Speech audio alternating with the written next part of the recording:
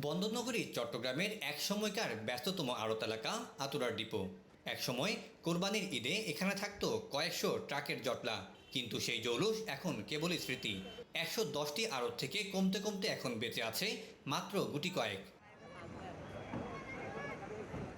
মৌসুমি ও ছোট ব্যবসায়ীর কাছ থেকে চামড়া সংগ্রহ, লবণ দিয়ে প্রক্রিয়াজাতসহ ঢাকায় পাঠানো সবই করেন আড়তদাররা। কিন্তু ঢাকার ট্যানারির মালিকদের কাছে টাকা আটকে পড়ায় পুঁজি হারিয়ে নিঃস্ব তারা। আমাদের প্রতি বছরে 5 লাখ 7 লাখ 10 লাখ এভাবে লস যায়। তো লস দিতে দিতে আমাদের আসল পুঁজিটা চলে গেছে। তখন তিন ধাপে সামনে গেছি বিদেশে, ব্লু, ক্রাশ, ফিনিশ।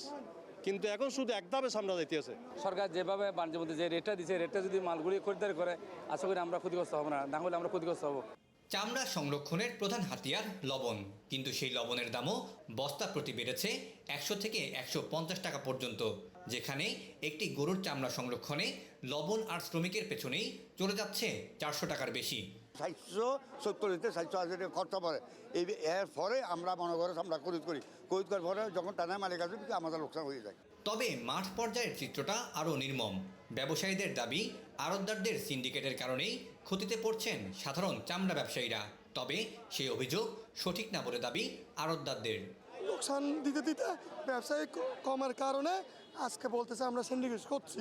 সিন্ডিকেট হলে তো চামড়া ব্যবসায়ীর বাধ্য, তাহলে বাড়তেছে না কেন, কমতেছে কেন? আমরা সিন্ডিকেট বলে কিছু নাই। দ্রুত ব্যাংক ঋণ আর স্থানীয় পর্যায়ে আধুনিক ট্যানারি স্থাপনের প্রতি জোর দেওয়ার কথা বলছেন তারা। Syed Tamim Mahmud, star news, Chittagong.